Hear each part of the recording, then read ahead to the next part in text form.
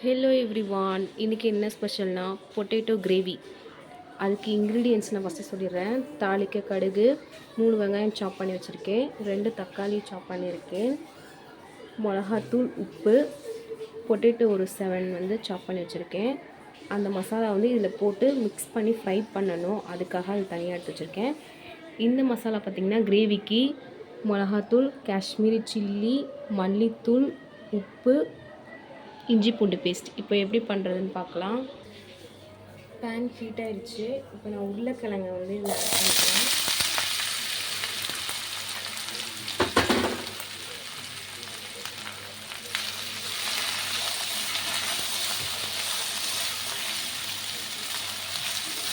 இப்போ மிளகாத்தூள், உப்பு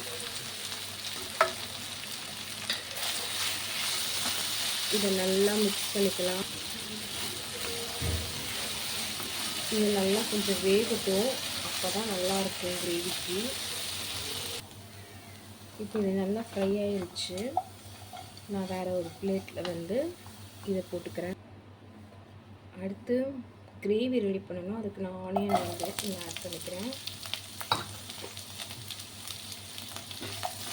இது நல்லா ஃப்ரை ஆகட்டும். வெங்காயம் வந்து லைட் பிங்க் கலரில் ஆகிடுச்சு. இப்போ நான் வந்து தக்காளி ஆட் பண்ணிக்கிறேன்.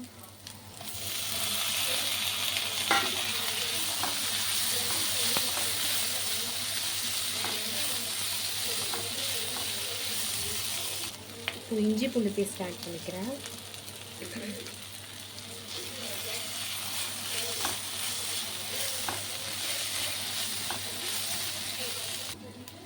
இப்போ நம்ம வச்சுருக்க மசாலா எல்லாத்தையும் ஆட் பண்ணிக்கலாம். மிளகாத்தூள், காஷ்மீரி, மல்லித்தூள், உப்பு.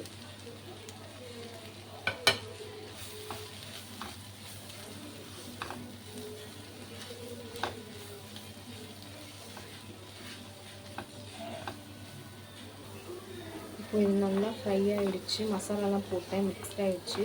இதை போயிட்டு நான் பிளெண்ட் பண்ணி எடுத்துகிட்டு வரேன் பேஸ்ட்டாக. நான் பேஸ்ட்டு வந்து அரைச்சிட்டு வந்துட்டேன். இப்போ எப்படி பண்ணுறதுன்னு பார்க்கலாம். பேன் ஹீட்டாக இருக்குது. இப்போ கடுகு நான் போட்டுக்கிறேன்.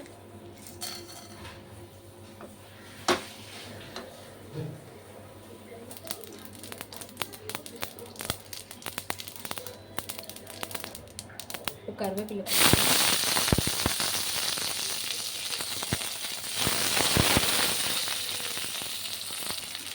இப்போ அரைச்சி வச்சிருந்த பேஸ்ட்டெல்லாம் ஆட் பண்ணிக்கிறேன்.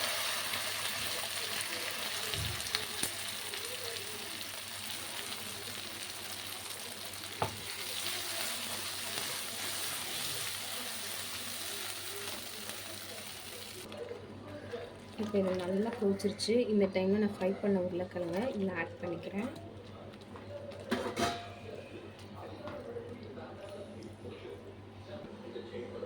ஃபைனலி நான் பொட்டேட்டோ கிரேவி ரெடி ஆயிடுச்சு. பாருங்கள், செம்மையாக இருக்குது. நீங்களும் வீட்டில் ட்ரை பண்ணுங்கள்.